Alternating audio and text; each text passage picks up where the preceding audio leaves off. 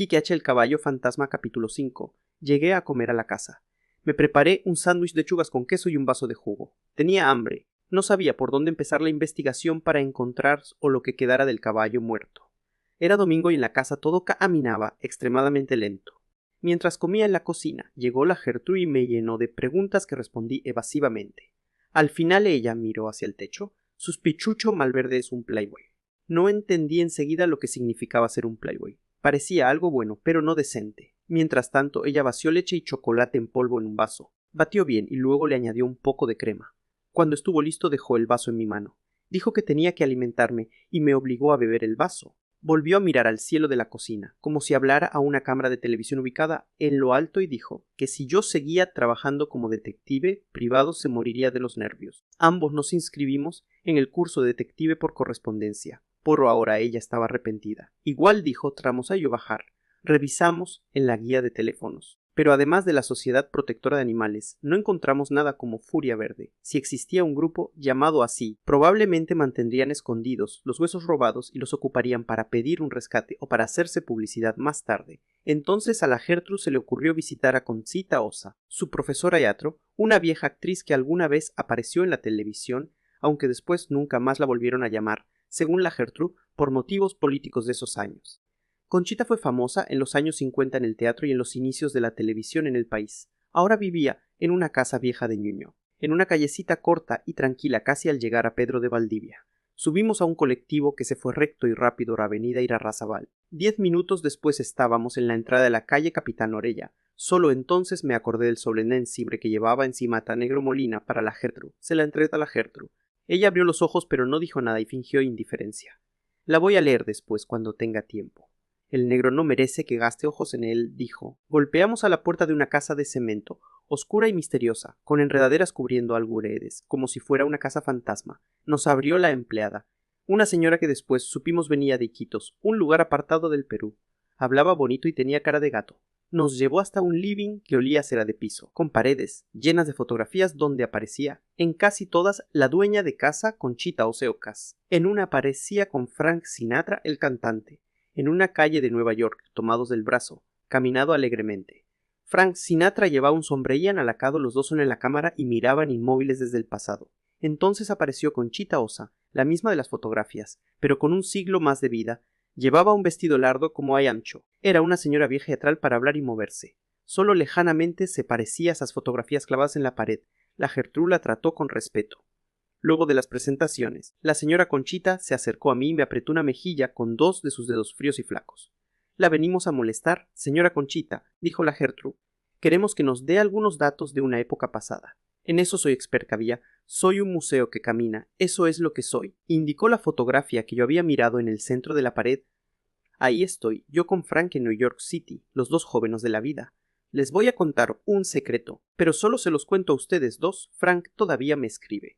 Es un secreto porque su señora se moriría de celos si supiera. Ni la Gertrude ni yo le recordamos que Frank Sinatra llevaba muerto algunos años. Como se estaba oscureciendo y la lluvia amenazaba con volver peor que antes, la interrumpí y le pregunté directamente lo que quería saber.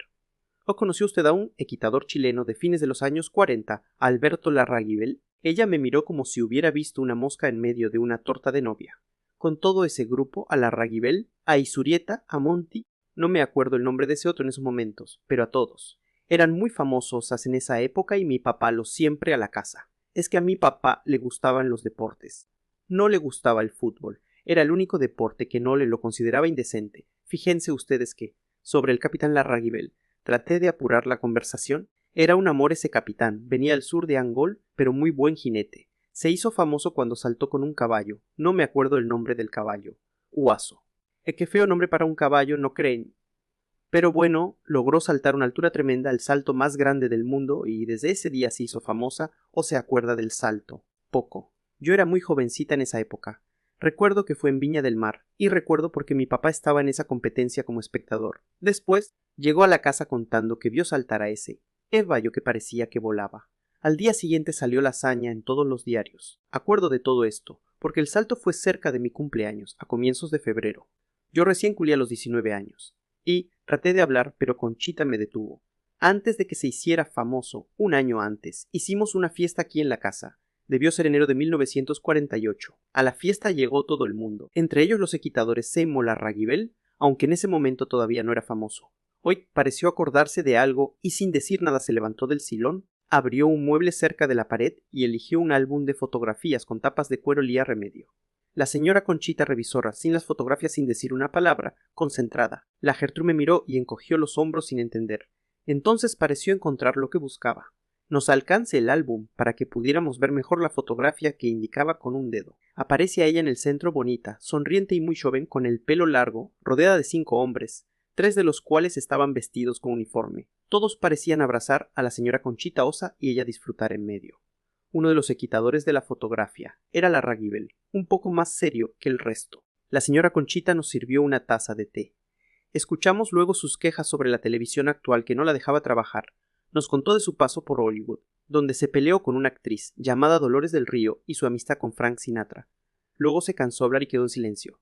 Aprovechamos entonces para despedirnos, agradeciéndole la información y la taza de té. De regreso en el colectivo, la Gertrude comenzó a leer disimuladamente la carta del negro Molina. Cuando caminamos de regreso por calle Juan Moya, pasamos cerca de la garita de vigilancia. Entonces la Gertrude dio vuelta la cara y sin mirar hacia la garita entró a la casa. 6 al día siguiente. La Gertrude se enojó conmigo porque le dije que el negro estaba loco por ella. Me dijo que una cosa era que ella, Gertrudis Astudillo, fuera mi nana desde que abrí por primera vez los ojos en este mundo, y otra muy distinta era que yo defendiera al negro. Sus asuntos con él lo resolvía ella y no necesitaba mis consejos. Por último, si quería seguir de detective que lo hiciera solo, porque ella no estaba dispuesta a ayudarme. Y hasta ahí nomás llegó la conversación. Como estábamos todavía en la mitad de las vacaciones de invierno, llegó León a almorzar a la casa. Como siempre, estaba hambriento y se comió 2 platos de charquicán y un sándwich de tomate, pavo y mayonesa. León y yo éramos amigos desde el verano pasado. Le conté todo sobre mi nuevo trabajo investigativo y él quedó muy impresionado, con ganas de ayudar.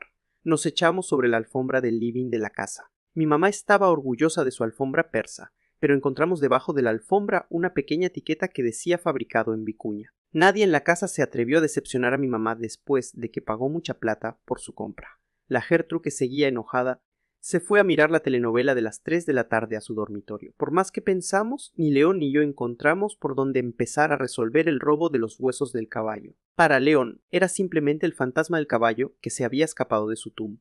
Marqué el teléfono del Club Ecuestre de la Reina. Después de varias secretarias me derivaron al guardia de la entrada.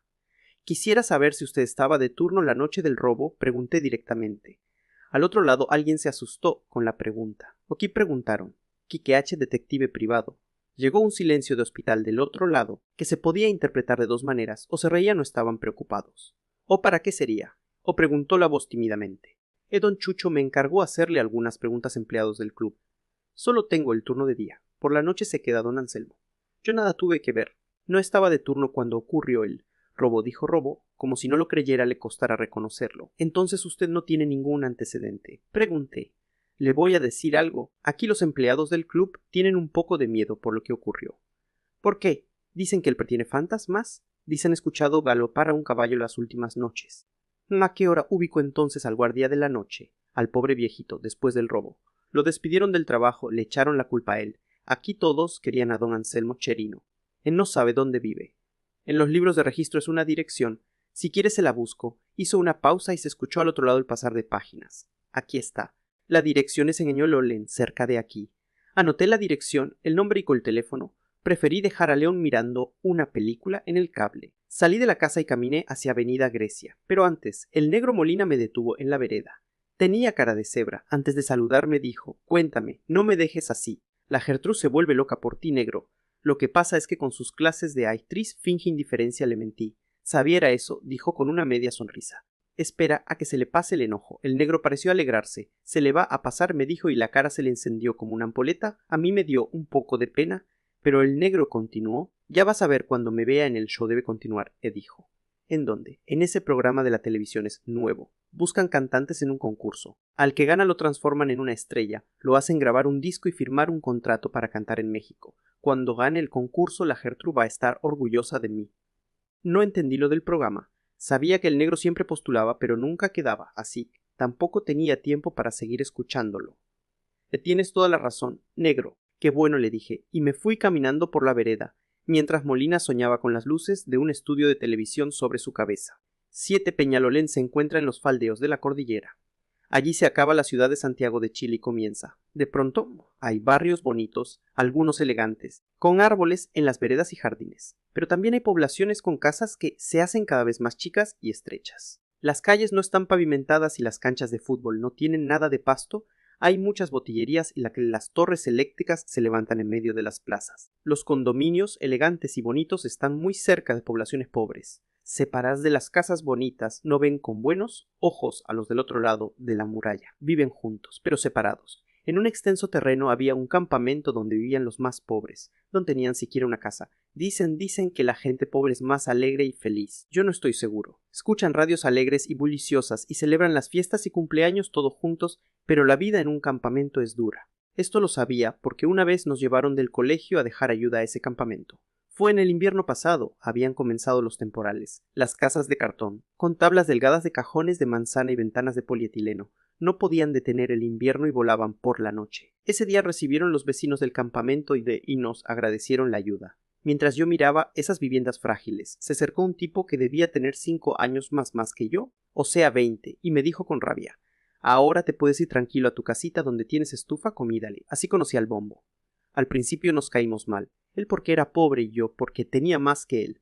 Pero inmediatamente nos dimos cuenta de que teníamos algo en común. Nos gustaba el mejor equipo de fútbol del país, es decir, Colo-Colo FC. Entonces todo por arte de magia cambió entre nosotros. Algo nos unió para siempre. Éramos Alborazón, al Bombo lo llamaban así porque tocaba el bombo en el estadio, en medio de la Garra Blanca, la barra oficial del equipo. Un día, en una micro, le robaron el bombo y le dieron una paliza los barristas de otro equipo. Bombo salió en los diarios y fue un héroe durante meses, pero nadie le devolvió el bombo para tocar en el estadio.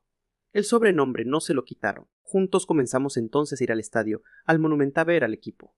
Pero Bombo no tenía el entusiasmo de antes. Desde que perdió su bombo se sentía un inútil mirando el partido pasivamente en el estadio. Así y todo, Bombo me enseñó muchas groserías a gritar arriba del tablón del estadio, pero él ya no las gritaba. Cuando una vez le pregunté por qué había cambiado, me respondió: «Parece que crecí». En parte tenía razón. Recién acababa de ser padre y está obligado a trabajar para alimentar a su hija. Su hija, por supuesto, se llamaba Alba María. Cada vez que el Bombo acordaba de ella ponía cara de ñandú. Vivía con su mujer en una de esas casas frágiles del campamento, al frente de la casa de su mamá, atrás de su hermano y al lado de su padrino. El Bombo trabajaba en distintas ocupaciones temporales. Me había llamado hacía unos osos para contarme que estaba feliz porque había sido contratado hasta fines de año en una viña en Quilín, al sur del campamento. El trabajo era relajado y por las tardes quedaba desocupado temprano. Por eso lo encontré enseguida cuando llegué de invierno. Bombo le dio un beso a Alba María y bajamos juntos, buscando la casa de don Anselmo Cherino. 8 anduvimos por calles y pasajes desordenados. Algunas calles terminaban misteriosamente en la nada y debíamos volver a empezar la búsqueda por otro lado. Por fin encontramos el pasaje 4, el que llevaba anotado en un papel. La casa era como todas las demás, de madera baja, con un cerco por delante donde todavía se alcanzaba a leer el nombre de un candidato en las elecciones pasadas. Golpeé la puerta y apareció después de un rato un hombre viejo. Cuando estuvimos acomodados adentro de la casa, don Anselmo dijo: «A mí siempre me gustaron los caballos, por eso le tenía cariño a mi trabajo en el club ecuestre. Los caballos son animales muy inteligentes». Se veía triste, abatido, enfermo. Recién había quedado sin trabajo. Dijo que no tenía parientes en Santiago, solo un hermano enfermo en Quillota. Recibía plata de una antigua pensión, pero no le alcanzaba para vivir. O ni algunos ahorros con los que sobreviviría por ahora. Le pregunté por la noche del robo y si estaba enterado de los anónimos firmados de Furia Verde. Parece que llamaron varias veces por teléfono a don Chucho. Nos acusaban de maltratar a los animales, pero eso no era verdad, no lo hacíamos, a mí me consta. Don Chucho se preocupó y llamó a los carabineros, pero no encontraron ningún grupo con ese nombre. Don Anselmo se levantó, puso la tetera en la cocina y se preparó un mágil que luego don Bombo rechazó amablemente. Ma entregó entonces el mate a mí. Para que no se sintiera, lo acepté. Hacía años que no tomaba mate, los ojos se me llenaron de lágrimas, no porque me hubiera emocionado, sino porque me quemé la lengua. Cuando me recupere le pregunté: «¿Qué pasó entonces la noche del robo en la Porth?». La verdad es que yo no escuché nada. Los perros no ladraron. Me daba una vuelta por todo el recinto llevando mi linterna, pero nunca pensamos que nos robaría ni menos esos huesos. ¿A quién le podría servir llevarse algo así? Al otro día encontramos el hoyo de tierra y papeles con eso de Furia Verde. Esa misma tarde don Chucho me llamó a su oficina y me comunicó que estaba despedido. Lo había decidido el directorio. Él solo cumplía órdenes, me dijo. Quedé sin trabajo, justo ahora que tengo que hacerme unos exámenes médicos en el hospital. Pero lo que más echo de menos es estar cerca del predio de los caballos, respirar el aire fresco de allá arriba. No dijo nada más don Anselmo.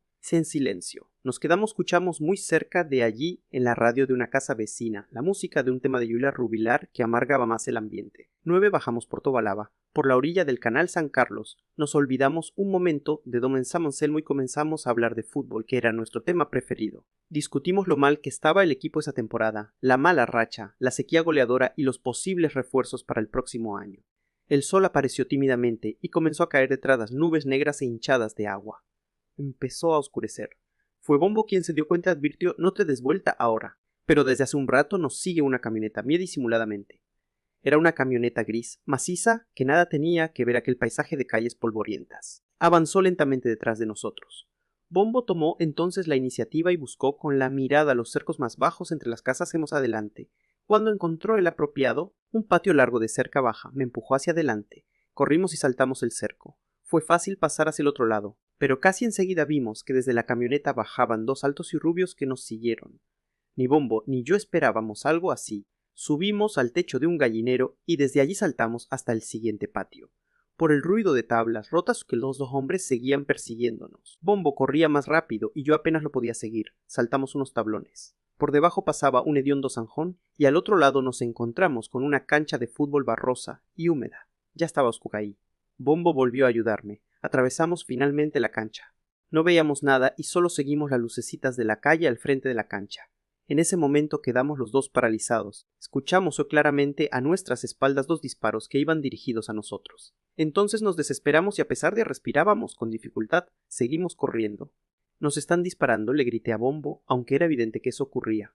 La calle por delante estaba vacía y mal iluminada. A lo lejos de nosotros se veía Santiago. Al final de la cuadra nos encontramos con un botadero de fierro. Había cerros de fierro oxidados y amontonados, como un cementerio. Bombo saltó el cerco y yo lo seguí. Enseguida nos escondimos debajo de un semión desguazado. Escuchamos a los 2 hombres saltar el mismo cerco. Luego no se escuchó nada más. Bombo y yo nos doblamos debajo de los fierros del camión. Por entre los escombros vi caminar a uno de los hombres lentamente con una pistola en la mano revisando.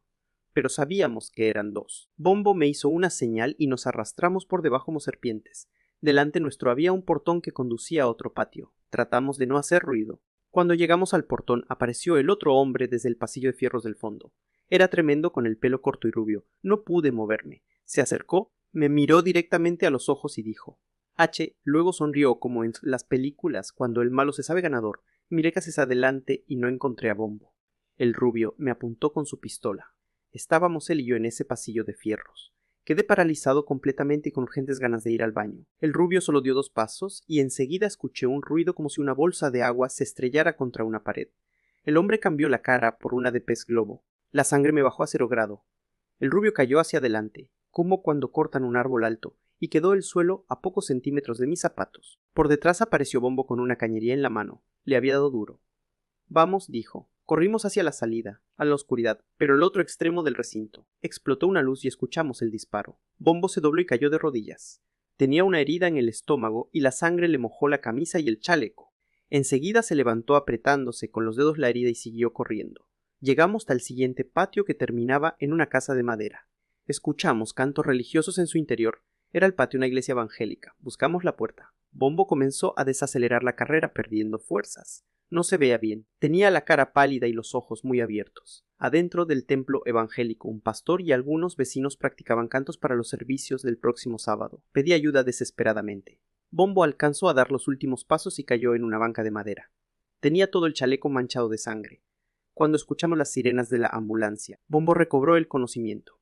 Hizo que me acercara y dijo: arráncate ahora, Quique, voy a ponerme bien, pero si te encuentran conmigo los pacos te van a llenar de preguntas. Tenía razón. Me aparté disimuladamente y me escabullí entre los vecinos. Salí del templo de madera y comencé a bajar peñololeado con un sentimiento de culpa y otro de miedo. 10 llegué agotado a mi casa, tema de frío. Tenía la ropa llena de barro.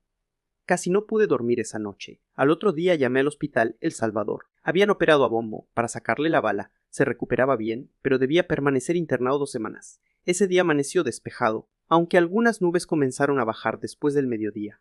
No dije nada en la casa de lo ocurrido en Peñalolén, ni una palabra, ni siquiera a la Gertrú. Me encerré toda la mañana en mi dormitorio para tratar de pensar mejor. Redacté una carta de renuncia dirigida a Chucho Malverde. Por supuesto que no le decía que me había acobardado. Intenté la peor de las excusas de un detective adolescente. Escribí que no podía seguir porque en una semana más comenzarían las clases en el colegio y no tendría tiempo para ocuparme de la investigación. La carta la escribí 3 veces y solo en la tercera ocasión me quedó con menos faltas de ortografía. Almorzamos solos, la Gertrude y yo, pero ninguno de los dos quería hablar. Ella encendió la televisión. En medio de la telenovela de la tarde, mientras pasaban los comerciales, anunciaron el nuevo programa, El show de continuar, que animaría Antonio Bodanovi. El animador aparecía en un sillón con sin calcetines. Luego mostraron los 8 seleccionados de la competencia para elegir a un cantante. Entre el cuarto y el sexto vimos en la pantalla la cara del Negro Molina. Lo escuchamos cantar 3 segundos una de Rafael de España antes de pasar al próximo seleccionado. La Gertrude y yo quedamos atónitos, inmóviles frente a la pantalla. El Negro lo había conseguido. En 3 días más estaría en el estelar compitiendo para que lo vieran en todo el país. Si ganaba, sería famoso, dejaría su trabajo de cuidador de la cuadra y se casaría con la Gertrude. A ella, después de ver al Negro en la televisión, le cambió la cara. Los ojos se le cayeron. Cara de tórtola. Aunque todo parecía absurdo y chistoso, yo no me reí porque tenía mis propios problemas en qué pensar. Desde mi ventana miré la cuadra, arriba y abajo, toda la mañana, para comprobar me vigilaban si había en la calle una camioneta estacionada. Pero nada sucedió. A ti te pasa algo, Quique. Te conozco. Adivinó la Gertrude la 4ª vez que me levanté a mirar detrás de la cortina de la ventana. A mí nada dejé mentiroso. Mi mamá llegó temprano. Se lavó las manos. Entró a la cocina donde seguíamos enganchados en un programa de la televisión. ¿O qué pasó con Chucho Malverde? El corazón me dio un salto. Estaba perdido. Había sido descubierto y el peor de los castigos me esperaba. La Gertrude comenzó a tartamudear. No aguanté más y dije, te lo voy a explicar todo, mamá. El año pasado leí en una revista que ofrecían un curso de detective por correspondencia. Mi mamá arrugó la cara y dijo, ¿o qué tiene que ver con lo que te pregunté? Mucho respondí, señora. La trató de intervenir Gertrude en mi defensa. Mi mamá entonces dejó la segunda. No sé si hablamos de lo mismo, dijo mi mamá. Me refiero a Chucho Malverde, el dueño de los supermercados Orión. Nada tuve que ver con el asunto, señora. Se lo prometo, repintió de cobardemente Gertrude. ¿Cómo ibas a tener que ver? Dijo mi mamá e indicó el diario. Fallece en un accidente automovilístico Chucho Malverde, hijo de Aladino Malverde, fundador de la cadena de supermercados Orión. 11 algunas veces rezó a Dios. Reconozco que no es todos los días. Más bien lo hago cuando tengo un problema. En todo caso, Dios debe tener asuntos más serios cuales preocuparse. Debería tener algún delegado de menor rango, una sucursal para problemas menores. Dicen que para eso están los santos. La Gertrude es de Bótaplo, de Santa Gemita. Pero ahora estaba en medio de un problema mayor. Santa Gemita no me serviría. El día martes por la mañana, Chucho Malverde se despertó en su cabaña de Farellones en la cordillera.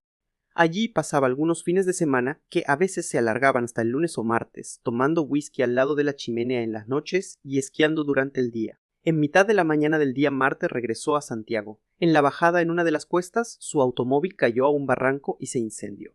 2 horas después lo encontraron 2 austriacos que subían en bicicleta a Farellones. Chucho estaba muerto cuando le hicieron la autopsia. Comprobaron que había tomado de desayuno la mitad de una botella de whisky.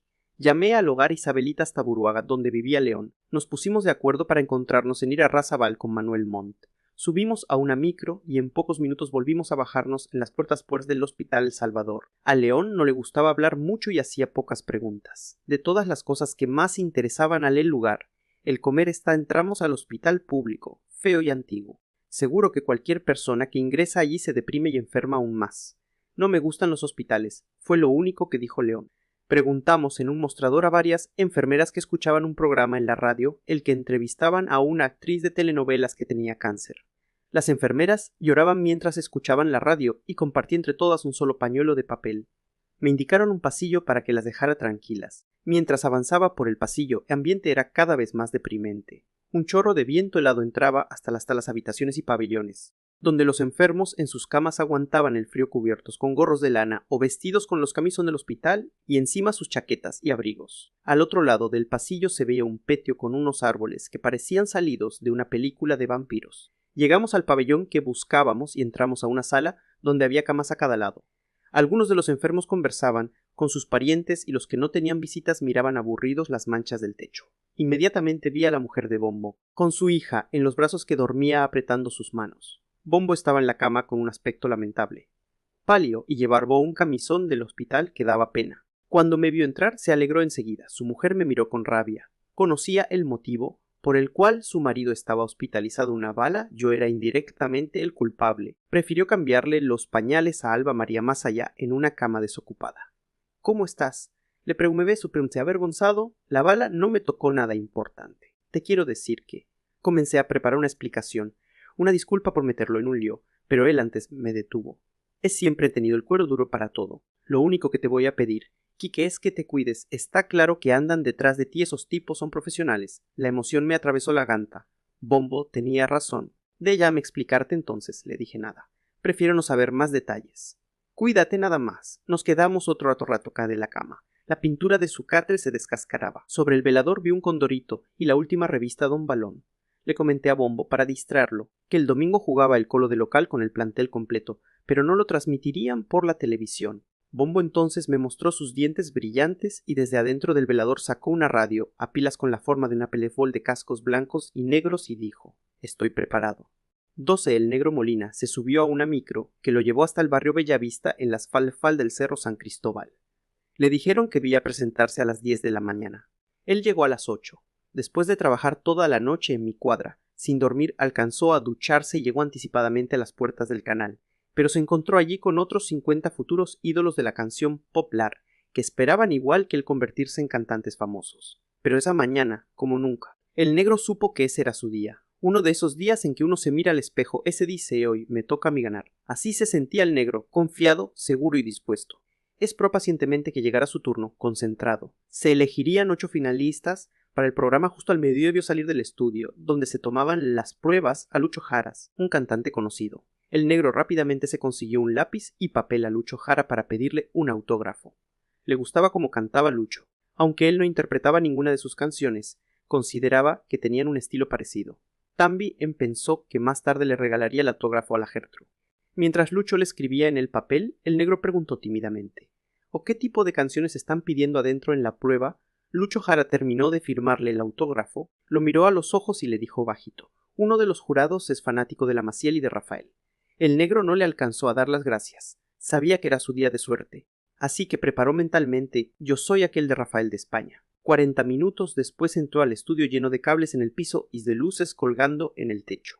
El jurado estaba sentado alrededor de una mesa, tomaban café y comían sándwiches de mortadela, aburridos de ser jurado preseleccionador. Un camarógrafo dormitaba en su puesto y los músicos preparaban sus sintetizadores y órganos electrónicos. Un asistente leyó el nombre del negro. El presidente del jurado aprobó con una mano, mientras todos seguían comiendo. El negro se acercó al músico y le susurró la canción y la nota con la que comenzar. Se ubicó enseguida en el centro, frente a una cámara, y comenzó a cantar. 2 horas después se publicaron, al lado de la puerta del estudio, los seleccionados para competir en el programa. El negro no se había movido de allí.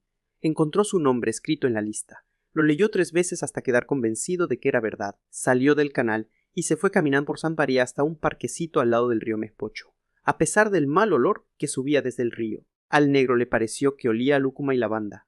Se sentó en un banco de madera, echó la cabeza hacia atrás y soñó todo lo que haría en los próximos años, cuando fuera rico y famoso. 13. Decidir al funeral de Chucho Malverde.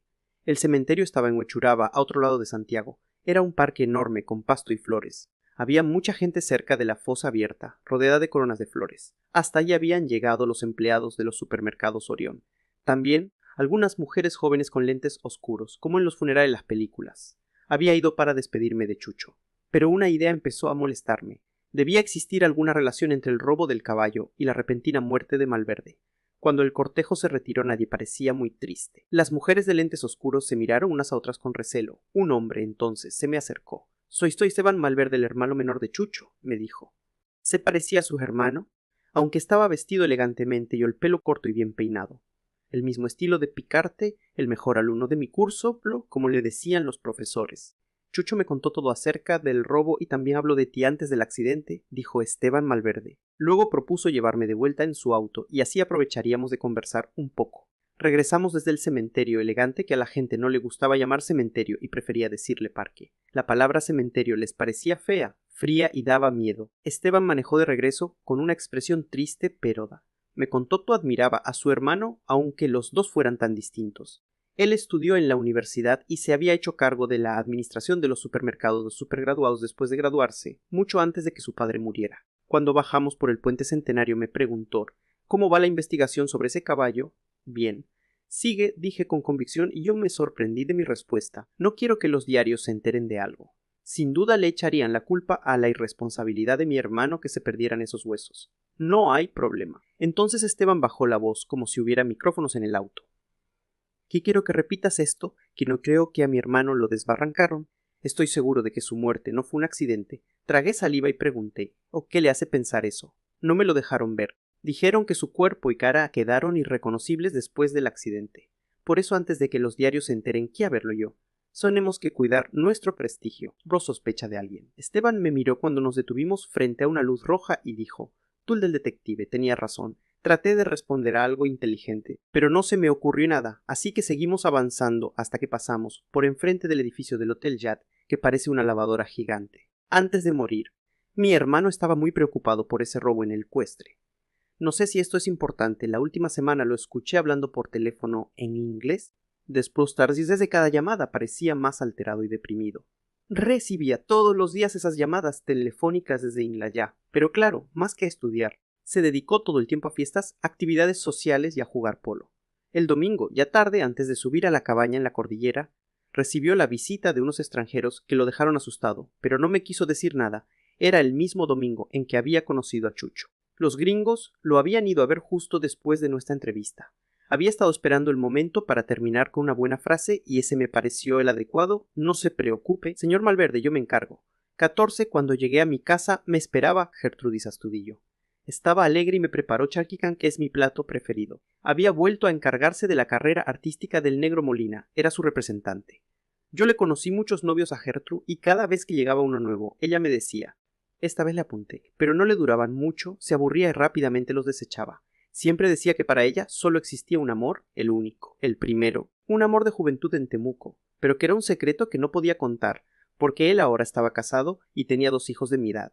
Cada vez que volvía a visitar a sus parientes en Temuco, se encontraba con que la confitería se entrara en la misma mesa donde se encontraron la primera vez. Según Gertrude era un amor imposible que a veces la dejaba triste y llorona, sobre todo cuando escuchaba cantar en la radio Miriam Hernández.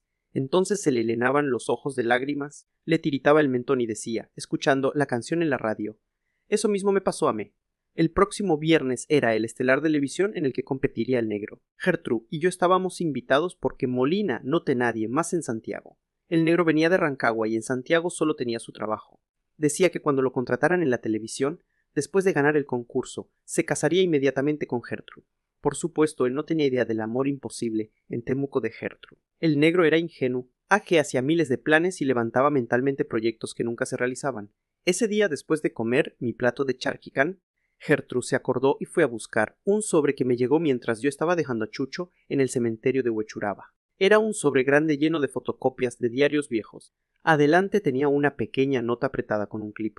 Sroquiache le envió algo del material que tenía Robo lectado acerca de Tuazo y su hazaña histórica de hace 50 años. Espero que pueda servirle de algo. Hans Mocherino era el cuidador del club ecuestre de la reina que Chucho despidió y que conocí esa noche en que nos siguieron e hirieron a Bombo. Durante varias horas leí y releí lo que contenía el sobre. Una lucecita en mi cabeza comenzó a brillar y algo también comenzó a surgir en el fondo. Sabía que tenía una pista y eso me alegró. Me fui hasta la cocina a media y calenté en el microondas o plato de charquica. En un cuaderno nuevo recorte y pegué algunos de esos recortes que don Anselmo me hizo llegar. Mientras trabajaba sobre mi escritorio, alcanzaba a escuchar al negro Molina cantando una de Rafael de España. Segunda parte, la doble muerte de Chucho Malverde 15. Esa noche me dormí temprano después de organizar mi cuaderno investigativo. Algo me inquietaba. Sentía como si una gorda e insistente me diera vueltas en la cabeza. En mitad de la noche desperté y fui al baño. Divisé a mi papá en el living mirando la televisión. Me senté un rato con él. Apuesto a que la rubia es la culpable, dijo, indicando la pantalla. Yo conocía la película y sabía que no era la rubia, sino un cojo que aparecía al final en una fotografía. Me fui a dormir sin decirle nada a mi paná para no desensionarlo de sus deducciones. Cuando me quedé dormido soñé que estaba en Pucón, en el lago Villarrica, y era verano. Después soñé que el negro ganaba el Festival de la Canción de Viña del Mar, y al final debí soñar con la película que veía mi papá en la televisión. Al despertar tuve la sensación de que tenía algo resuelto. En algún momento durante la noche comenzó a llover con fuerza. La lluvia parecía ráfagas de ametralladora que recorrían el techo de la casa. Mientras tomaba el desayuno con la Gertrude, mirábamos la televisión. La Gertrude parecía más amable desde que tenía un novio casi famoso. En la televisión informaban de campaña para ayudar a los damnificados por los temporales en el sur. Apareció un reportero despachando desde Vilcún en la 9ª región. Llovía sin parar y la Gertrude dijo: «Está diluviando en mi tierra». En la tele se veía al reportero, con el micrófono en la mano, hundido en una gran poza de agua y mojándose valientemente, aunque alrededor había reno sin anegar. Me vestí con una parca de las mismas que usaban los exploradores para llegar al Polo Norte y salí de la casa antes de que me preguntara algo la Gertrude. No hacía frío en la calle, aunque la lluvia seguía. Caminé rápidamente hasta Avenida Arrasabal y subí a una micro que olía a matadero de pollos. El chofer recibió las monedas sin mirarme. Sobre su cabeza tenía pegada una estampita de la Virgen María y al lado una araña de goma que se balanceaba con el movimiento de la micro. Bajé cuando cruzamos Pedro de Valdivia. En la vereda, los vendedores ambulantes reclamaban bajo la iluvia contra el alcalde y los carabineros. Vendían zapatos, paraguas chinos, soepos y corchos chinos. Caminé hasta la calle Capitán Orella. No fue difícil encontrar otra vez la casa de Conchita Osa. Cuando abrió la puerta, me miró con cara de garza. Pero cuando asomé mi cara entre el gorro de la parca, me reconoció y me dejó entrar. Preparó té caliente y no paraba de hablar. Tomé algunos sorbos solo por educación, porque no me gusta. Conchita dijo que todas las noches se enjuagaba la garganta con té y limón. Cuando me imaginé las gárgaras me dieron de tomarlo. En el living de su casa estaban sus 2 gatos, Uña y Mugre. Les tenía esos nombres porque los 2 eran inseparables, me explicó. Los 2 gatos dormían sin que les importara que nosotros habláramos. La señora Conchita estaba contentísima de tenerme en la casa porque casi nadie la visitaba ahora y se aburría. Para distraerse seguía un curso por correspondencia donde aprendía a navegar por internet, pero le era difícil aprender y la sola labra navegar la mareaba. Cuando me preguntó qué estaba haciendo allí, le fui sincero y directo. Le pedí que me mostrara otra vez el álbum de fotografías, el mismo que había visto cuando la visitamos por primera vez con la Gertrude. Me lo pasó y no me demoré en encontrar lo que necesitaba. Era una fotografía donde aparecía la señora Conceta, joven y bonita, las mejillas hinchadas, feliz, feliz como se supone que uno es cuando se es joven y sano. Después, al envejecer, la cara se llena de huesos y dudas. Era la fotografía que mostraba la fiesta en su casa, la fiesta de su cumpleaños, número 18 en enero del 48. Un grupo de jóvenes miraba a la cámara y en el centro aparecía Conchita Osa rodeada de los equitadores uniformados, entre ellos Alberto Larraguibel. Al lado derecho, otros uniformados se reían mostrando los dientes. 50 años después reconocí esa cara sonriente. Era la misma que vi esa tarde en Peñalolén cuando me recibió en su casa Anselmo Cherino, el portero del club ecuestre. 16 esperé que la lluvia se detuviera. No había nada que hacer en mi casa. Las vacaciones de invierno son aburridas. A las 4 de la tarde, un poco por el aburrimiento y las insistencias, le confesé todo lo que sabía a la Gertrude, incluyendo lo ocurrido en Peñalolén con Bombo. Ella abrió los ojos con cara de cebra. Quedó sin aire y se sentó en una silla abanicándose con un mantel. Dijo que yo estaba metido en un problema, en uno grande. Por fin estábamos de acuerdo. En ese momento dejó de llover y los árboles comenzaron a destilar como coladero de ropa mojada. Anda a buscar tu parca. Vamos a resolver esto, dijo. Subimos a un colectivo y me obligó a darle la dirección exacta de don Anselmo Cherino en Peñalolén. El colectivo se fue lentamente, esquivando los ríos de agua formados por las calles inundadas. Le repetí lo que la señora Conchita sabía de esa fotografía donde aparecía misteriosamente don Anselmo. Conocía a los otros, pero no se acordaba de él. Debe haber sido uno más de los militares que iba a mi casa en esos años, me había dicho. Esto lo arreglo enseguida, repitió Gertrude. La conocía. Cuando quería algo lo conseguía, así que el resto del viaje en el colectivo preferí mantener la boca cerrada, hundido en mi parca. Reconocí la calle que recorrimos antes, con Bombo la tarde en que nos dispararon. Tenía miedo de volver allí y miré hacia todos lados esperando que en cualquier momento se apareciera una camioneta gris. Llegamos hasta la casa de Anselmo Cherino, el cuidador del club ecuestre, el mismo que aparecía en una fotografía al lado del capitán Larraguibel. Golpeamos la puerta de la casa de Dera, esperamos un momento, pero nadie respondió del otro lado. Se asomó una vecina por el patio de la casa más cercana, se secó las manos en la falda, se allegó al cerco y nos dijo: «El caballero no está y no creo que lo encuentre». La Gertrude, que desde que tomaba los cursos de teatro de la Conchita Osa creía que debiera practicar a cada rato, le dijo: «Qué lástima, andamos buscando a don Anselmo, soy su sobrina del sur y venía a dejarle un recado». La vecina se restregó las manos y contestó: difícil que lo encuentre. Pero ¿a qué hora llega? Le pagaba el arriendo a una comadre, que es la dueña.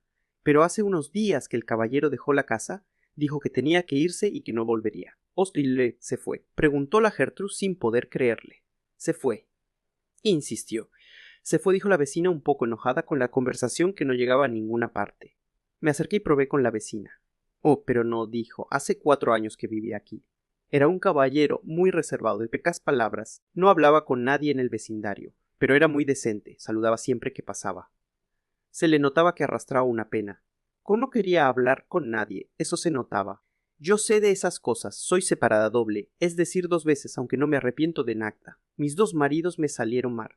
Una última pregunta la detuve. ¿Ha venido alguien más a preguntar por don Anselmo? Déjeme pensar. Vinieron 2 caballeros y le pidieron a mi comadre, la que arrienda la casa, que les abriera la puerta. A mi comadre le dio miedo y les abrió. Pero adentro no encontraron nada. El miedo me entró otra vez al cuerpo y pregunté. Eran 2 hombres rubios, vestidos de negro. Los mismos. 17 nos subimos a un colectivo que se fue por Tobalaba hacia la Reina. Más adelante dobló hacia la cordillera. En unas cuadras se veían las casas elegantes y nuevas y la siguiente las poblaciones pobres. Las casas bonitas estaban siempre adentro de cuadrados de murallas, con guardias y perros en la entrada. Cuando llegamos al club ecuestre, el guardia joven se quedó mirando a la Gertrud con cara de león. La Gertrud, que sabía de esas cosas, miró hacia adelante con total indiferencia y seguimos. Nos quedamos observando un momento a algunos jinetes que paseaban lentamente a sus caballos por la pista verde y plana. La Gertrud entonces suspiró y dijo: me acuerdo de esos veranos en el campo cuando galopaba en Cholchol, allá en el sur, y nos recibió el administrador del club. Nos mostró una fotografía de Chucho enmarcada y colgada en una pared. Me dio un poco de pena encontrarlo allí. Esta vez Gertrud no dijo nada y prefirió escuchar. Por supuesto no mencionamos nada sobre el robo en la tumba del caballo Guaso. Preguntamos por don Anselmo Cherino. Eso buscábamos allí en el club. El administrador sabía muy poco, porque recién estaba el cargo y tampoco se quedaría mucho tiempo. Nos repitió lo que ya sabíamos, que hacía una semana habían despedido a don Anselmo. En los archivos solo tenían la dirección de Peñalolén. No guardaba ningún antecedente, ninguna otra dirección ni teléfono. Agradecimos y salimos de esa oficina. Caminamos hasta el rincón donde estaba la tumba de Guaso. En ese momento un profesor la mostraba a un grupo de alumnos de equitación y les explicaba la hazaña del caballo. Repitió lo que yo sabía gracias a mi cuaderno investigativo. Hacía 2 años estaban enterrados en ese lugar los restos del caballo más importante del país, después de pasar a retiro. Guaso fue destinado al regimiento de Quillota, donde murió en 1961 de viejo a la edad de 29 años. Parados frente a la tumba, muy solemnes, el profesor y los niños no sabían que bajo la tierra no había nada. Decidimos salir de allí. Caminamos hasta la salida y nos detuvimos a hablar del guardia joven que trataba de mirarle la parte de atrás del pantalón apretado a la Gertrud. Quería hacerle una pregunta, le dije antes. ¿Por qué no me dice el nombre de su hermana? Le dijo el guardia sonriendo con cara de avestruz. Mentí. Es mi novia. El guardia entonces dejó de reírse. No sabía si creerme o no, y pregunté. El otro cuidador al que echaron hace 2 semanas. Don Anselmo mismo. Pero el guardia me interrumpió antes de seguir. No conocíamos mucho al abuelito. Hablaba poco y siempre parecía que andargado por hojado. O nunca comentó de dónde venía. Pregunté. Tengo entendido que llevaba varios años aquí. Una vez conversamos. Fue para el 18 de septiembre que celebramos aquella oficina porque los 2 estábamos de turno esa noche. Don Anselmo me contó que venía de la ciudad de Quillota. Allí había vivido sus últimos años antes de llegar a Santiago. 18, la noche siguiente era la gran noche para el negro Molina. Nos pidió especialmente a la Gertrud y a mí que lo acompañáramos al estelar de la televisión. Nosotros 2 éramos los más cercanos, en familia, como le gustaba decir. La Gertrud se arregló toda la tarde, salió de su pieza con un vestido apretado al cuerpo. Mi mamá al verla levantó una ceja y mi papá dijo: se ve estupenda, Gertrudis, como si fuera usted la que va a aparecer en la tele. Yo me vestí con la única chaqueta que tengo y que uso para todos los matrimonios, bautizos y licenciaturas. Le pedí colonia a mi papá y me rocié entero. Mi mamá nos llevó en auto hasta el canal de televisión en el Borio Bellavista. Todas las noches el barrio se hilenaba de gente extraña, quiere pasarlo bien, y turistas extranjeros que vienen a mirar cómo otros lo pasan bien. Entramos al canal después de que revisaron nuestros nombres en la lista en la portería. Nos condujeron hasta un estudio donde todo el show va preparado para el show debe continuar. Adentro, el público invitado estaba sentado en una gradería corta y también en unas mesas cerca del escenario. En un costado ensayaba una orquesta. Solo a los más pintosos los dejaban en las mesas. Eran los que podían aparecer, aunque fuera por un segundo, en pantalla. Gertrudis avanzó decidida hasta la coordinadora con los fonos en las orejas y le explicó que era muy importante para ella quedar adelante en las mesas porque ha visto más televisión que cualquiera y eso le daba cierto derecho y experiencia. La coordinadora quedó confundida y sin decir nada nos instaló en una de las mesas con una lámpara chiquita en el centro. Luego nos enseñaron a aplaudir y a reírnos instantáneamente cuando se encendía un letrero luminoso o la coordinadora daba saltos más manos. Debimos ensayar muchas veces. En la mitad de los ensayos apareció Antonio Vodanovic, el animador que parecía simpático y risueño, aunque cuando la cámara lo dejaba. Volvía a retar a su asistente, que parecía tener la culpa de todo. Cortaban frente a él y Vodanovic le decía al asistente: «Ya pues, Lucy, avívate con el agua mineral, no seas pajarona». Todos lo escuchábamos. Lucy era gordita, corría por todo el set y aparecía después de un rato con la botella de agua mineral. A la Gertrude el animado le pareció estupendo en persona, mejor de cómo se ve en pantalla. Rápidamente me aburrí de los ensayos. Avisaron que el programa comenzaba en media hora más. Pensé que los del público se enojarían y protestarían por el retraso. Pero al contrario, parecían felices y dispuestos a quedarse el tiempo que fuera necesario en el set, aplaudiendo y riendo cada vez que se los ordenaran. Los únicos que se atrevieron a alegar fueron los del jurado sentados al borde del escenario. Entre el jurado estaba un futbolista con el pelo teñido, un cantante que vivía en México donde, según iba muy bien, un humorista y dos actrices jóvenes de telenovelas. Le pregunté a la Gertrude por una de las actrices, Vivi Sommer, de Amores Imposibles. Era la misma. La reconocí enseguida. La había visto en el funeral de Chucho Malverde con lentes oscuros, allá en el cementerio de Huechuraba. Entonces desde el techo escuchamos la voz del director del programa. Una voz ronca parecía venir del cielo. «Vamos a tener un último receso, 15 minutos y comenzamos», dijo la voz. La Gertrude encogó los hombros y suspiró. Así en la televisión. El falso público se desparramó por el estudio. Algunos salieron a los baños y a tomarse un café. Los más entusiastas llevaban cuadernos donde coleccionaban autógrafos. A cualquiera que les pareciera famoso lo obligaban a firmar esos cuadernos. Caminé un rato. Entonces vi al final del pasillo aparecer a Vivi Sommer, la actriz, caminando rápidamente hacia una puerta. Se limpiaba los ojos con un pañuelo y apretaba la oreja a un teléfono por el que hablaba.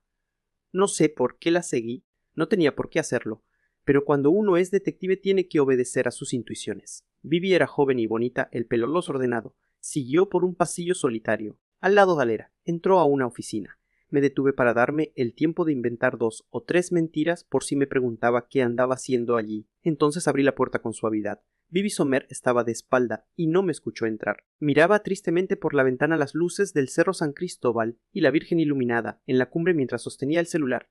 Fue solo un instante, pero alcancé a escucharle. «Te echo de menos, Chucho, no sabes cuá merto. Déjame ir a verte». No alcanzó a decir nada más, me vio reflejado en el vidrio de la ventana, se dio vuelta y dijo nerviosa: «Esta es una oficina privada, no deberías estar aquí». Había escuchado perfectamente el nombre de Chucho, sorprendido. «¿Me que estabas hablando con Chucho Malverde?», pregunté confundido y sin medirme. Ella pareció a punto de llorar y aún más nerviosa dijo: «¿Quién eres tú? ¿Qué haces aquí?». Malverde me contrató para un asunto. Respiró profundo. Como los actores antes de entrar a escena, se apretó la frente con un dedo y dijo: «Chucho me habló de ti, o sea que no está muerto, no entiendo nada». «¿Me podrías explicar qué está pasando?», dije asustado y molesto. Ella se despejó la cara con los dedos y caminó hasta la puerta. «No puedo decirte nada, ahora perdona vivo». «Pero, Chucho está muerto o está, no sé», Tifris pasó a mi lado, su pelo alborotado me rozó la cara y se fue corriendo de vuelta por el pasillo. 19 ahora sí estaba confundido. Chucho Malverde vivo. ¿Quién era realmente don Anselmo Cherino? ¿Quién había robado los huesos de un caballo muerto? Volví al set de televisión donde se grababa. El show de continuar. Por fin comenzó el programa y yo aplaudí como robot con la cabeza en otra parte. Comenzaron a aparecer los seleccionados en el concurso. De pronto Vodanovic presentó al negro. La Gertrude explotó en un aplauso exagerado y gritos. Vodanovic se dio cuenta, miró al público un poco turbado, tal vez buscando a Lucy, su asistente, para echarle la culpa. La orquesta comenzó acordes y el negro Molina permaneció en medio del escenario, rodeado por el círculo de luz de un foco. Se veía bien con un terno azul y una camisa blanca, igual que Rafael de España. Cantó como nunca, aunque su voz sonaba distinta con el acompañamiento de la orquesta. Al final, el público aplaudió con ganas. Estaba clara el negro Molina, Gertrudis, en nuestra mesa. Parecía dar las gracias por los aplausos, como si ella también hubiera cantado. Miré al jurado, en un costado. Vivi Sommer sonrió a la cámara como si nada hubiera ocurrido. Después de la competencia apareció un humorista que contó chistes casi todos repetidos, y a pesar de eso el público se rió igual.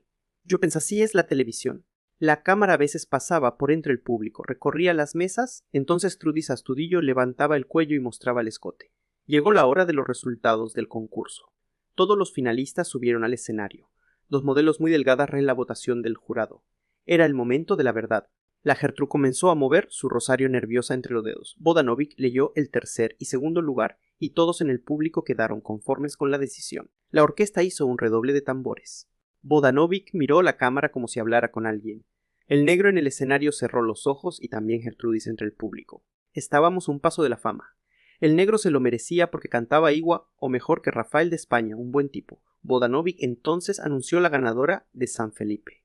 El público hizo lo que había hecho durante toda la noche. Me aplaudió inconscientemente, mientras la coordinadora, detrás de la escaga, levantaba histérica los brazos. La Gertrú y yo nos quedamos paralizados. El nombre que leyó Vodanovic como ganador no era el del negro Molina. Permanecimos 2 largos minutos petrificados. Luego, como mantequilla derretida al sol, nos hundimos en nuestras sillas mientras el animador despedía el programa. La ganadora cantó emocionada su canción.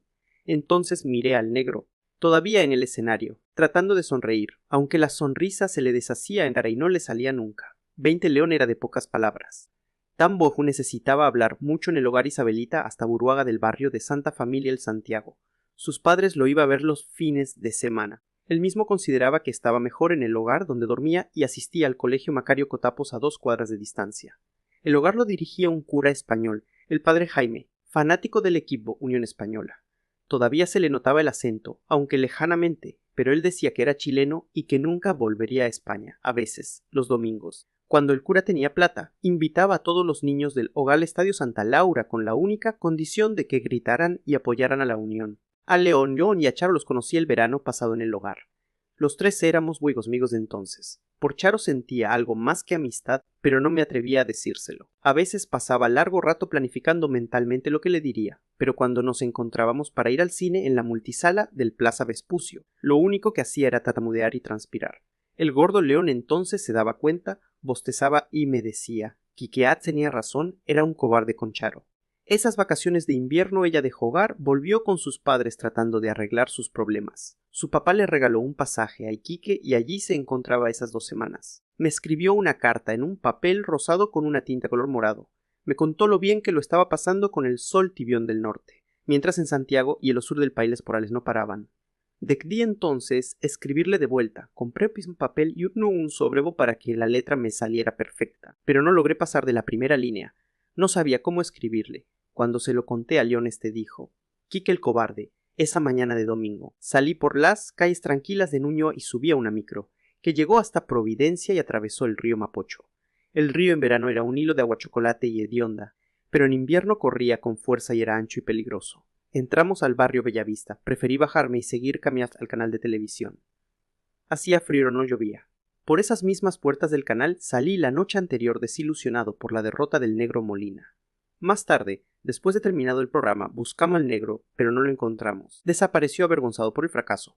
En el colectivo que nos trajo de vuelta, Gertrudis Astudillo no dijo nada, permaneció en silencio mirando por la ventana las calles mojadas. Cuando llegamos a la casa y nos despedimos, cada uno entró a su dormitorio, pero antes dijo: Qué injusta es a veces la vida, que quedó mí con un gusto amargo en la boca a derrota, no solo por el negro, sino también por Chucho Malverde, el muerto que parecía no estar muerto.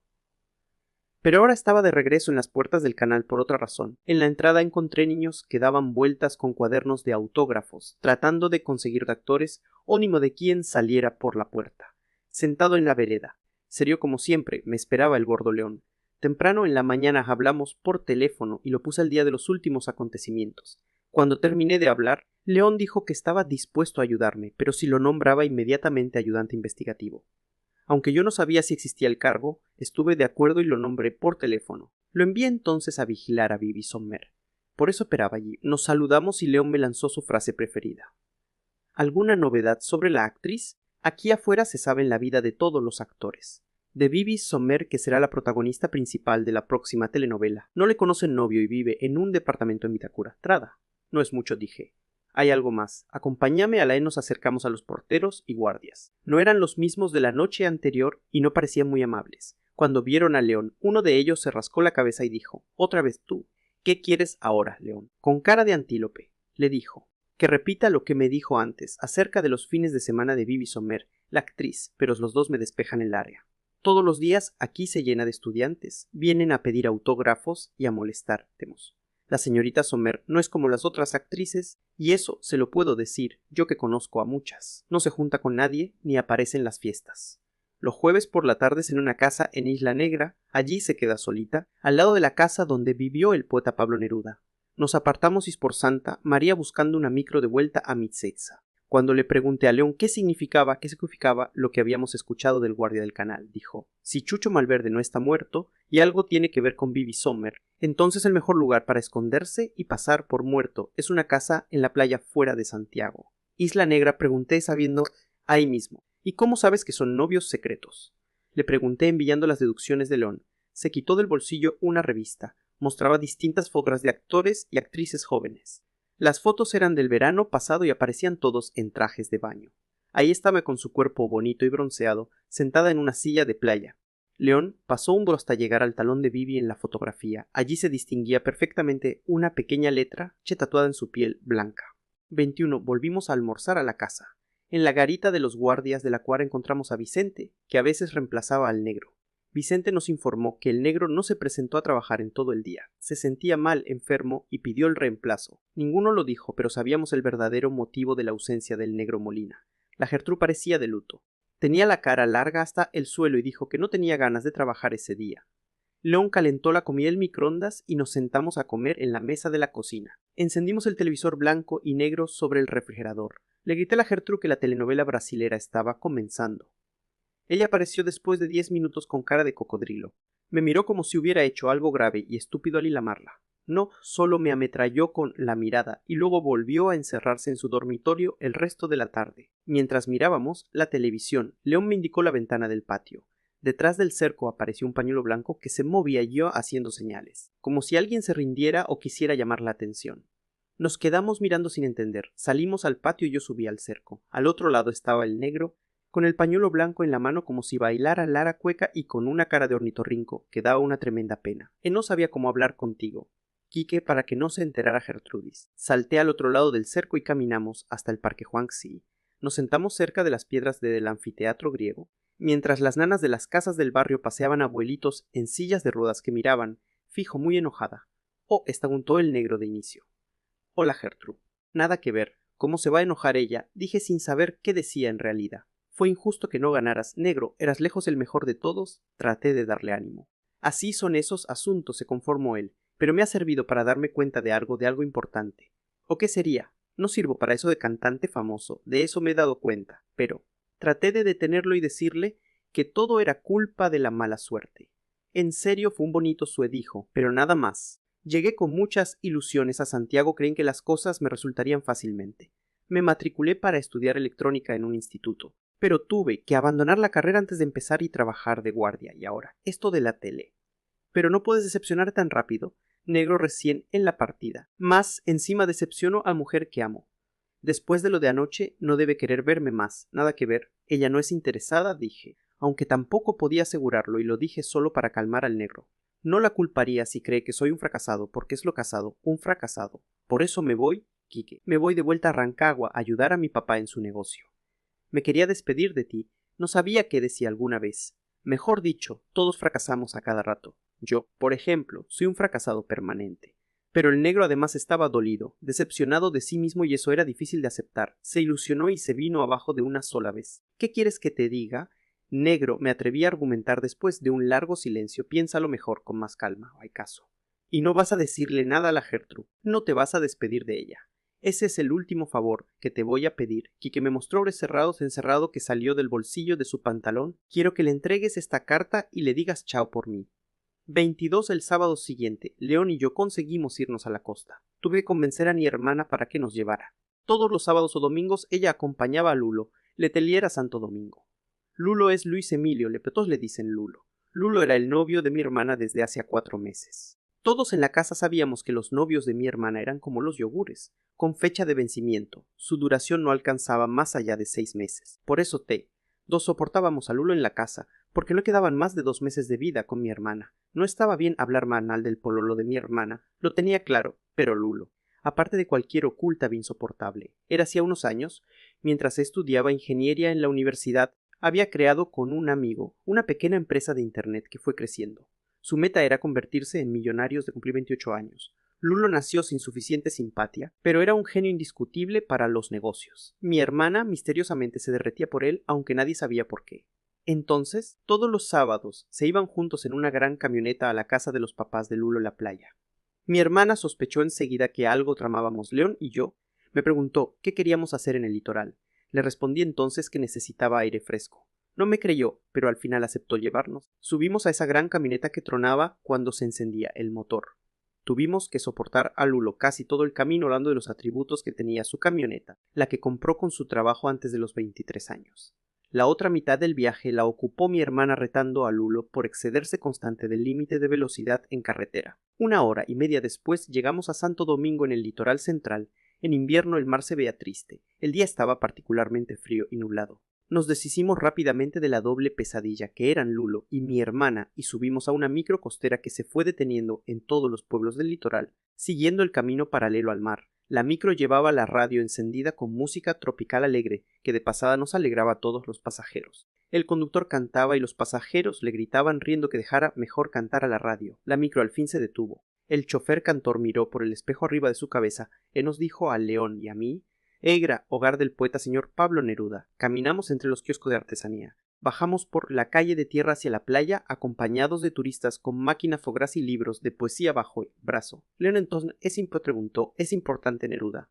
Miré a León con cara de elefante y le expliqué que había ganado el Premio Nobel de Literatura, que era como ganar medalla de oro en las Olimpiadas de Literatura y que su Face ahora era un museo al lado del mar. Después no dije nada más porque Medi tampoco sabía nada más sobre Pablo Neruda. Nunca había leído un libro suyo, a excepción de los versos que le enviaba un novio a la Gertrude y que decía que los escribía él, pero que se los copiaba Pablo Neruda. Seguimos a los turistas que caminaban lentamente bajando la calle, como si se acercaran a una iglesia.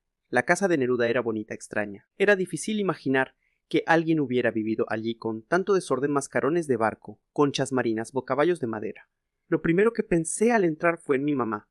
Ella no hubiera resistido ese desorden y le hubiera echado a la basura todo lo que coleccionaba el pobre Pablo Neruda. Al salir del museo, León compró un libro de poesía del dueño de la casa y fue a leerlo mientras caminábamos por la calle de tierra sombreada de árboles. El mar estaba muy cerca, a un paso, y olimos su frescura. La mayoría de las casas cercanas estaban cerradas en invierno. Llegamos hasta un zoo muy bien abastecido. Compramos una caja de leche con sabor a plátano, 2 manzanas rojas y un paquete de galletas Obleazo. Sentados en una piedra conversos, que hablar conmigo no quiso porque estaba ocupado leyendo su libro de poesía. Le pregunté entonces a la dueña del kiosco si conocía de la actriz Bibi Sommer. Todos en Isla Negra sabían, me dijo, solo a unas cuadras de la casa de Pablo Neruda, por otra de las calles que bajaban al mar. Allí finalmente, en la entrada nos encontramos con un jeep estacionado. Al otro lado de la casa estaba la playa. Decidimos bajar hasta allí, vigilar y esperar.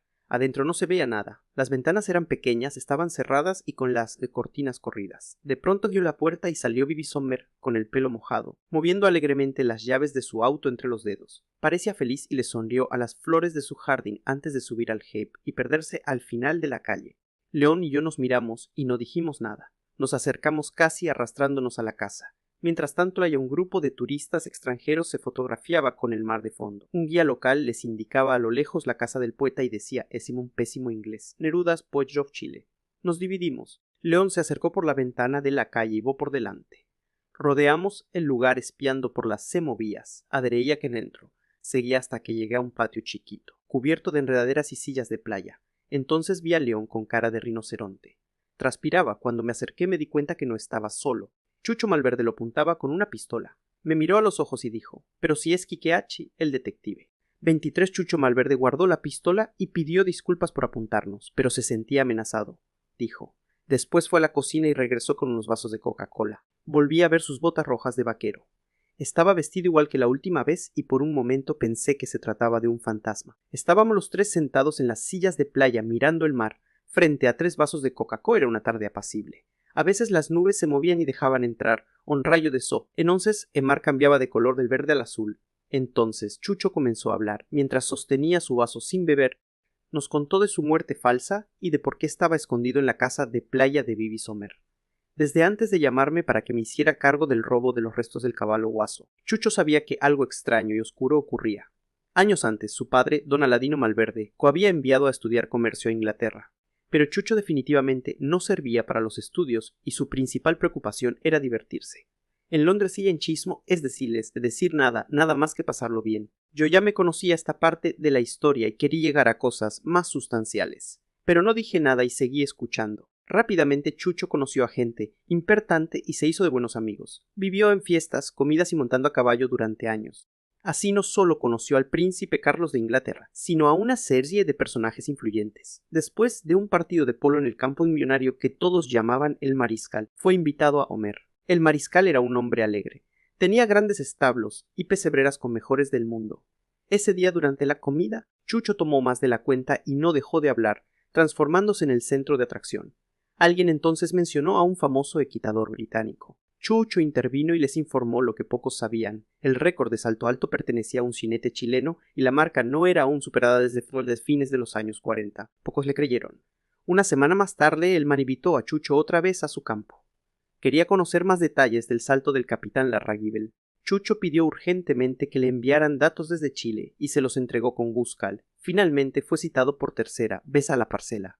Y el mariscal le propuso entonces un plan descabellado. Quería crear un caballo perfecto. Todo su dinero lo invertía en caballos. Mantenía permanentemente contratado a un grupo de científicos que estudiaban los genes de los animales. Necesitaban entonces estudiar a Huaso porque sus restos les proporcionarían la información que necesitaban. Al principio Chucho se rió del proyecto, pero luego de que el mariscal le mostrara un cheque con una enorme cifra de dinero, cambió de opinión. El mariscal le prometió doblar la cantidad del cheque una vez que tuviera en su poder los restos del caballo desde Valcádiz de con destino a Liverpool. Chucho le dijo que lo pensaría. 2 semanas después, Chucho debió regresar a Chile. Su padre estaba muy enfermo. Antes de partir a Inglaterra visitó al mariscal y aceptó el ofrecimiento. Se guardó el cheque en un bolsillo y de regreso lo depositó en un banco. Pocas semanas después, don Aladino murió. Con el dinero del mariscal logró estabilizar las finanzas de los supermercados, que parecieron derrumbarse con la muerte de don Aladino Malverde. Pero también tenía que cumplir su parte del trato con el mariscal. A Chucho se le ocurrió una idea. A través de sus contactos consiguió que lo nombraran director del Club Ecuestre de la Reina. Su primera medida como director fue el traslado de los restos de Huaso desde el cementerio de animales del Regimiento de Caballería de Quillota, donde el caballo había vivido sus últimos años de vida. Después de muchos trámites y órdenes, consiguió que el ejército permitiera el traslado a Santiago, femo un homenaje a la hazaña.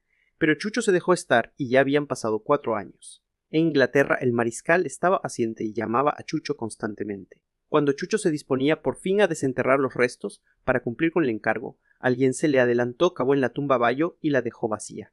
El mariscal se enteró, se puso furioso y envió a sus a Santiago. Chucho no sabía qué hacer. Los hombres del mariscal eran profesionales y peligrosos. Chucho no tenía dinero para devolver lo pagado y tampoco tenía a Huaso. Ese fin de semana Chucho me contrató, pero nuestra conversación no lo dejó tranquilo. Se puso peor cuando los gringos lo visitaron esa misma tarde y lo amenazaron. Subió a su refugio de Farellones a Mería con Tiditarqué a continuación. Cuando venía de regreso, se le ocurrió un plan de emergencia. Desbarrancó el automóvil que manejaba, quemándolo completamente al fondo de una quebrada. Organizó su supuesta muerte con empleados que lo conocían. Todos debían creer que estaba muerto mientras él se refugiaba en Isla Negra, en la casa de la joven actriz de telenovelas con la que mantenía un romance secreto. Esta es la casa de la Bibi y por ahora pienso quedarme escondido aquí, dijo con la voz quebrada. Se notaba que no sabía qué hacer, tenía miedo y ninguna idea clara. Para resolver el problema así terminó de hablar Chucho Malverde. León y yo nos quedamos en silencio. Vimos pasar un barco en el horizonte y un pelicano se zambulló como piedra en el mar.